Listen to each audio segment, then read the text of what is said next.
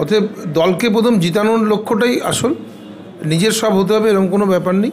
২৬ সালে যে নির্বাচন আছে সেই নির্বাচন এখান থেকে আমাদের শুরু হবে, যে ওদের ধরাশায়ী করব এবং ২৬ সালের বিধানসভা নির্বাচনে বিজেপির এই মহকুমা জুড়ে কোনো সিট থেকে ওরা জিততে পারবে না। তার শুভ সূচনা শুরুটা করেছি আমরা বাগদা থেকে।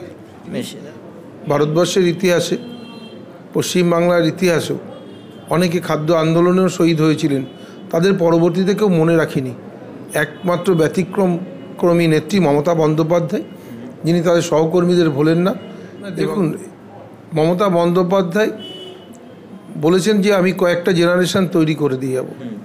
সেই তৈরি করা জেনারেশনের মধ্যে প্রথম সারিতে উঠে এসেছে অভিষেক বন্দ্যোপাধ্যায়। নেত্রী একজন, আমারও নেত্রী মমতা বন্দ্যোপাধ্যায়, অভিষেক ব্যানার্জির নেত্রীও মমতা বন্দ্যোপাধ্যায়। অতএব তিনি যখন বলছেন আমরা সবাই একসঙ্গেই আছি, আমাদের মধ্যে কোনো মতভেদ নেই। এবং মানসিকভাবে সুস্থ থাকাটা আপনার অধিকার। বেশি রাগ, দুঃখ, হতাশা, ভয়, অবসাদে মানসিক অসুস্থতার মধ্যে আনন্দ ফিরে পেতে আজই চিকিৎসা করুন। অনলাইনে কাউন্সেলিং এর সুযোগ রয়েছে।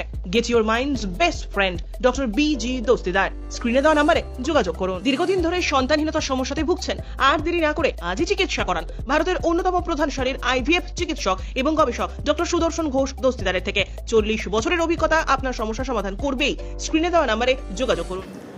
নমস্কার, আমি দুর্জয় এবং আমাদের সঙ্গে এই মুহূর্তে রয়েছেন বিশ্বজিৎ দাস, বনগাঁ তৃণমূল সাংগঠনিক জেলার সভাপতি। দাদা, প্রথমে আইএন নিউজকে সময় দেওয়ার জন্য অনেক অনেক ধন্যবাদ জানাই এবং আইএন নিউজে স্বাগত জানাই। নমস্কার।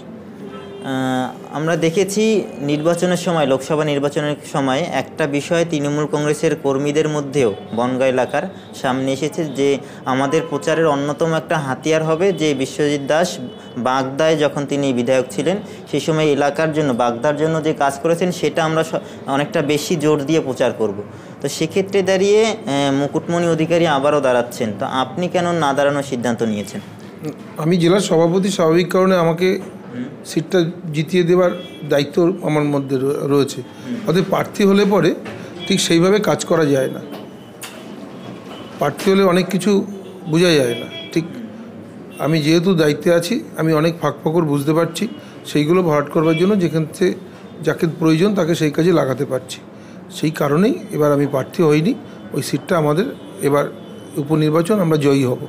ওই সিটে তো আপনারা এগিয়েছিলেন, তো সেক্ষেত্রে দাঁড়িয়ে তো আপনার আরও অন্যান্য ক্ষেত্রে যদি আমরা দেখি যে জেতা সিট, এগিয়ে থাকা সিট, তো স্বাভাবিকভাবে আপনি বিধায়ক হিসেবে মানে বিধানসভায় যেতে পারবেন, এটার তো একটা বড় সুযোগ ছিল আপনার কাছে। না, বিধায়ক তো হয়েছি, পরপর 3 বার তো আমি বিধায়ক হয়েছি, নতুন কিছু নয়। অতএব দলকে প্রথম জিতানোর লক্ষ্যটাই আসল, নিজের সব হতে হবে এরকম কোনো ব্যাপার নেই। সেই কারণেই দলকে জিতানোর দরকার। এই বনগাঁ লোকসভা কেন্দ্রে, বনগাঁ সাংগঠনিক জেলায় এই সিটটা আমরা এবার জেতার পর থেকে ২৬ সালে যে নির্বাচন আছে সেই নির্বাচন এখান থেকে আমাদের শুরু হবে, যে ওদের ধরাশায়ী করব এবং ২৬ সালের বিধানসভা নির্বাচনে বিজেপির এই মহকুমা জুড়ে কোনো সিট থেকে ওরা জিততে পারবে না। তার শুভ সূচনা শুরুটা করেছি আমরা বাগদা থেকে। বেশ দাদা, আজ আমরা দেখলাম যে 21শে জুলাইকে কেন্দ্র করে আপনারা একটা সাংগঠনিক সভা করলেন, রাজ্য নেতৃত্ব সেখানে উপস্থিত ছিল। তো কি আলোচনায় আসলো আপনাদের সেই সভা থেকে, কি বার্তা দেওয়া হলো? 1993 সালের পর থেকে 21শে জুলাই আমাদের কাছে শহীদ তর্পণের দিন। এই দিনটা আমাদের কাউকে বলতে হয় না, যে আমরা জানি বছরে 21শে জুলাই আমরা ধর্মতলায় যাই এবং প্রতি বছরই যে আমরা আমাদের নিজেদের রেকর্ড ভেঙে আবার নতুন রেকর্ড তৈরি করি। সেই কারণে আজকে একটা করে আমরা সভা করি। আগে ব্লক, টাউন অঞ্চলে আমরা এই মেসেজটা দিয়ে দিই যে তারাও সেই জায়গায় বসে মিটিংগুলো করবে, মানুষকে জানাবে, সভা মিটিং সব চলবে এবং এর পাশাপাশি আমাদের পথসভা চলবে মানুষকে জানাবার জন্য যে কি 21শে জুলাই, যে মমতা বন্দ্যোপাধ্যায়ের কী লড়াই এবং বাংলার মানুষের স্বার্থে যে আজকে সচিত্র পরিচয়পত্র আমরা পেয়েছি, যে শহীদদের আজকে তার রক্তের বিনিময়ে আত্মবলিদানের মধ্য দিয়ে, সেই কথাটা আমরা কখনো ভুলিনি। ভারতবর্ষের ইতিহাসে, পশ্চিমবাংলার ইতিহাসেও অনেকে খাদ্য আন্দোলনেও শহীদ হয়েছিলেন, তাদের পরবর্তীতে কেউ মনে রাখিনি। একমাত্র ব্যতিক্রমী নেত্রী মমতা বন্দ্যোপাধ্যায়, যিনি তাদের সহকর্মীদের ভোলেন না এবং প্রতি বছর 21শে জুলাই সেই শহীদ তর্পণে সেই দিনটি তিনি ঠিক রাখেন। আমরা যে যেখানে যে কাজে ব্যস্ত থাকি না কেন, 21শে জুলাই আমরা ধর্মতলায় যাই। সে যেই জায়গায় এই 13 জন আমাদের যাদের রক্তের বিনিময়ে আজকে এই স্বাধীনতা পেয়েছি, আজকে বাংলার মানুষ, ভারতবর্ষের মানুষ আজকে যে সচিত্র পরিচয়পত্র পেয়েছে, এটা তাদেরই অবদান। তাই আমরা কখনো ভুলিনি। আজকে সেই শহীদদের স্মরণ করতেই প্রতি বছর যাই। এবছর আমরা নিজেদের সমস্ত রেকর্ডকে আজকে মিলান করে দিয়ে আবার নতুন ইতিহাস তৈরি করবার সামনে। কেননা এবছরের এই লোকসভা নির্বাচনে বাংলার মাটিতে যে স্বৈরাচারী যে দল, যে সাম্প্রদায়িক দলকে যেভাবে পর্যদস্ত করেছে বাংলার মানুষ, আরও স্বতঃস্ফূর্তভাবে আমরা ধর্মতলায় যাব, একটা নতুন ইতিহাস তৈরি হবে। সেই বার্তাটার জন্য সেই মিটিং আজকে ছিল, যে সভা থেকে আমরা আমাদের কর্মীদেরকে আমরা সেই বার্তাটা পৌঁছে দিয়েছি। যার জন্যে আজকে যেহেতু মিটিং ছিল বাগদাতে, আমাদের পাওনা যে রাজ্যের সভাপতি, সাংসদ এরকম একজন ব্যক্তিত্বকে আজকে আমরা এই মিটিংয়ে আনতে পেরেছি। তার যিনি এসছেন তার জন্য আমরা অত্যন্ত কৃতজ্ঞ, ধন্যবাদ জানাচ্ছি।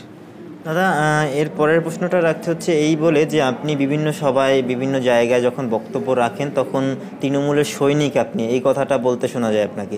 তো একজন সৈনিক কি সেনাপতিকে ছাড়া যুদ্ধে এগিয়ে খুব একটা সফল হতে পারে বলে আপনার মনে হয়? কারণ বিজেপি অলরেডি প্রচার করা শুরু করেছে যে ব্যানার তৈরি করা হয়েছিল 21শে জুলাইকে কেন্দ্র করে, এই 2024-এর 21শে জুলাইকে কেন্দ্র করে, সেখানে অভিষেক বন্দ্যোপাধ্যায়ের ছবি নেই।